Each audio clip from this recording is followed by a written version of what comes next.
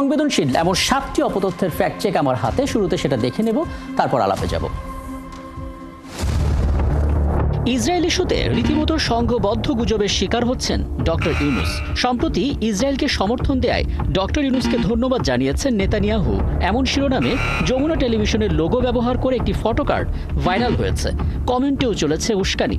তবে সত্যিটা সামনে আনলো ফ্যাক্ট চেকিং প্রতিষ্ঠান ফ্যাক্ট ওয়াচ এবং রিউমার স্ক্যানার। জানা গেল যমুনা টিভি এমন কোনো সংবাদ বা ফটোকার্ড প্রকাশ করেনি এবং ডক্টর ইউনুসকে ধন্যবাদ জানিয়ে নেতানিয়াহু এমন কোনো মন্তব্য করেননি। ছবিটি গত বছরের এবং তৈরি করা হয়েছে ডিজিটাল কারসাজি দিয়ে।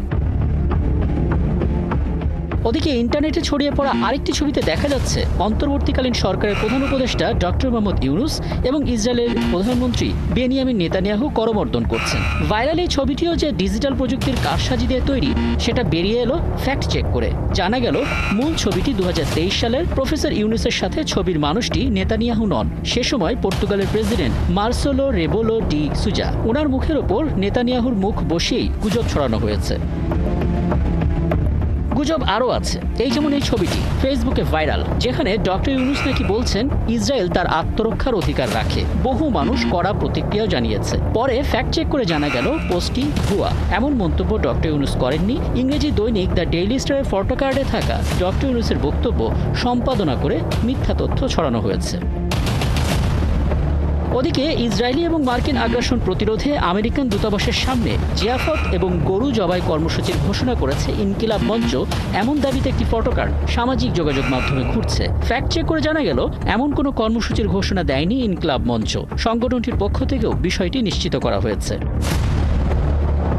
এসব উত্তাপের মধ্যেই ছড়িয়ে দেওয়া হলো সারা দেশে এসএসসি পরীক্ষা স্থগিত।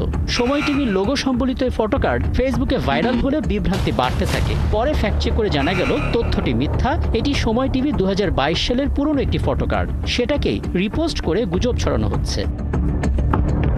এখানেই শেষ নয়, বাটা শোরুম লুট করার এই ছবিটি অনেকেই শেয়ার করছেন, তীব্র সমালোচনায় ফেটে পড়ছেন। কিন্তু সত্যি তথ্যটা জানিয়ে দেয় রিউমার স্ক্যানার টিম। তারা নিশ্চিত করে এই ছবিটি এআই দিয়ে বানানো। দিনের শেষে এই ছবিটি ছড়িয়ে দাবি করা হয় ইসরায়েলি হামলায় ভেঙে পড়েছে আল আকসা মসজিদ। ফ্যাক্ট চেক করে জানা গেল এই ছবিটিও এআই দিয়ে বানানো। আল আকসা মসজিদ অক্ষত আছে। দর্শক, গুজব বিবেচনায় কঠিন সময় পার করছে বাংলাদেশ। আজ 7টি ফ্যাক্ট চেক বিশ্লেষণ করে দেখা গেল প্রতিটি অপতথ্য ছড়িয়েছে পরিকল্পিতভাবে, বর্তমান বাংলাদেশকে টার্গেট করে। যথারীতি সবকটি সামাজিক যোগাযোগ মাধ্যমে সেটা ছড়িয়ে দেওয়া হয়েছে একযোগে। ব্যবহার হচ্ছে ফেক অ্যাকাউন্ট বা পেজ।